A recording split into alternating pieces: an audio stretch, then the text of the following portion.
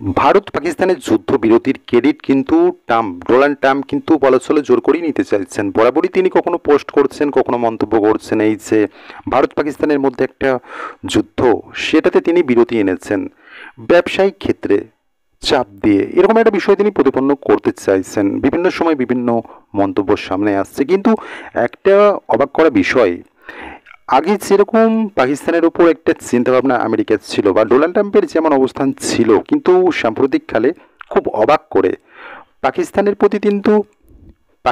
প্রতি কিন্তু তিনি অত্যন্ত নরম এবং যেন ভারত পাকিস্তানকে একদম সমান মাপে দেখছে, সমান চোখে দেখছেন তিনি। কার্যত এটা হওয়ার পিছনে কারণ কি? বিগত দিনে তো তিনি এফএটিএতে পাকিস্তানকে গ্রে লিস্টে রেখে দিয়েছিলেন।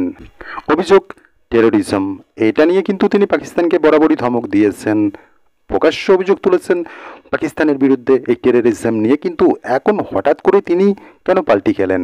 এবং সাম্প্রতিককালে সবথেকে চাঞ্চল্যকর বিষয়, তিনি মন্তব্য করছেন, তিনি বলছেন ভারত তার খুব ভালো বন্ধু এবং পাকিস্তানি নেতারা অত্যন্ত চমৎকার, মানে চমৎকার নেতারা, তাদের তত্ত্বাবধানেই, তাদের সহযোগিতায় এই যুদ্ধবিরতি সম্ভব হয়েছে। মানে তিনি পাকিস্তানি নেতাদের প্রশংসা করছেন, মানে এই যে যুদ্ধবিরতি, অর্থাৎ এক্ষেত্রে সবথেকে বড় বিষয় হলো সেই দেশের নেতাদের তিনি প্রশংসা করছেন। যে দেশ টেরোরিজমের কারখানা, যেখানে জঙ্গির চাষ হয়, সেই দেশের নেতাদের তিনি অসাধারণ বলছেন।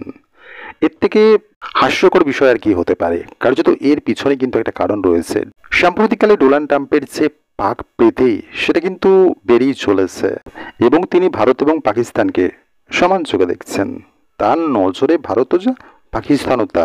কিন্তু বাস্তবিকভাবে কি তা? ভারত তো জঙ্গিবাদের বিরুদ্ধে লড়াই করছে পাকিস্তানের বিরুদ্ধে, এবং এই অভিযোগটা বরাবরই কিন্তু সামনে এসেছে।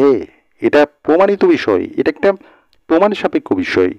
এটা প্রমাণিত হয়েছে বারংবার, বছরের পর বছর এটা প্রমাণ হয়ে গিয়েছে যে কিভাবে পাকিস্তান সন্ত্রাসবাদের সাথে জড়িত রয়েছে, কিভাবে এখনো বড় বড় টেরোরিস্ট পাকিস্তানে খুল্লা গায়ে হাওয়া লাগিয়ে ঘুরে বেড়ায়, কিন্তু পাকিস্তান কার্যত কোনো কিছু পদক্ষেপ করে না। তো এক্ষেত্রে তাদের যে টেরোরিস্টদের প্রতি একটা সমর্থন রয়েছে, সেটা আমরা বরাবরই জানি। কিন্তু ডোনাল্ড ট্রাম্পের যখন উচিত ছিল ভারত পাকিস্তানকে সমানভাবে না দেখে জঙ্গিবাদের বিরুদ্ধে ভারতকে সহযোগিতা করা এবং পাকিস্তানকে চাপে রাখা, সেক্ষেত্রে তিনি এই সমস্ত কিছু করছেন না। এর পিছনে কি কারণ থাকতে পারে? হঠাৎ করে কেন তিনি বিগত দিনের তুলনায় যেমন তার অবস্থান ছিল, সেখান থেকে কেন তিনি পাল্টি মারলেন? কেন তিনি এত নরম ভাব দেখাচ্ছেন পাকিস্তানের ওপর? আর সবথেকে হাস্যকর বিষয় হলো, ভারত বারংবার খারিজ করে দিচ্ছে। ভারতের পক্ষ থেকে বলা হয়েছে এই যে যুদ্ধবিরতি, এক্ষেত্রে পাকিস্তানের ডিজিএমও ফোন করেছিল ভারতের ডিজিএমওকে এবং দ্বিপাক্ষিকভাবে এই যুদ্ধবিরতি হয়েছে। সেক্ষেত্রে কিন্তু ডোনাল্ড ট্রাম্প কার্যত সেই লাগাতার ক্রেডিট নেওয়ার জন্য উঠে পড়ে লেগেছেন। তিনি বারংবার বলেই চলেছেন পোলাপ বকার মতো বিষয়, কিন্তু ভারত কিন্তু খারিজ করে দিয়েছে। তারপরেও তিনি ক্রেডিট নিতে মরিয়া, এরকম একটা বিষয় সামনে আসছে। কিন্তু এই যে পাকিস্তানের প্রতি নরম অবস্থান ডোনাল্ড ট্রাম্পের, এর যে মুখ্য কারণটা ধরা হচ্ছে, সেটা হলো পাকিস্তানের সাথে ক্রিপ্টো চুক্তি। পাকিস্তানের মুনির এবং শেহবাজ শরীফের সাথে WLF, ওয়ার্ল্ড লিবার্টি ফাইন্যান্সিয়াল, এই যে ক্রিপ্টোকারেন্সির একটা সংস্থা, এর সাথে পাকিস্তানের চুক্তি হয়েছে। সেক্ষেত্রে এই যে WLT, এটা কিন্তু ডোনাল্ড ট্রাম্পের ছেলে এবং জামাই, এই যে কোম্পানিটা, এখানে কিন্তু তাদের একটা মোটা অঙ্কের শেয়ার রয়েছে। তো এক্ষেত্রে এই যে পাকিস্তানের সাথে ক্রিপ্টো চুক্তি, সেক্ষেত্রে কিন্তু ডোনাল্ড ট্রাম্পের ছেলে, তার জামাই একটা চুক্তি করছে কোম্পানির মাধ্যমে। এক্ষেত্রে কিন্তু ডোনাল্ড ট্রাম্পের একটা পারিবারিকভাবে পাকিস্তান থেকে আয়ের একটা উৎস তৈরি হয়েছে।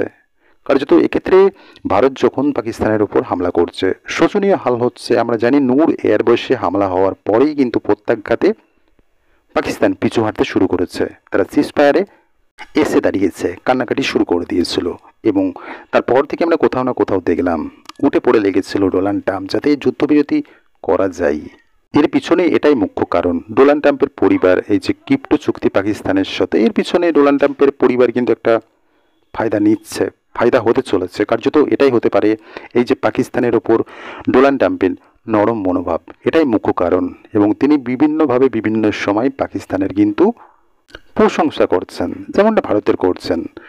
প্রশংসা তো ভারতের হয়ে করা উচিত ছিল, কিন্তু তিনি প্রশংসা পাকিস্তানেরও করছেন। মানে তিনি দুটোকেই মনক্ষুণ্ণ করতে চান না।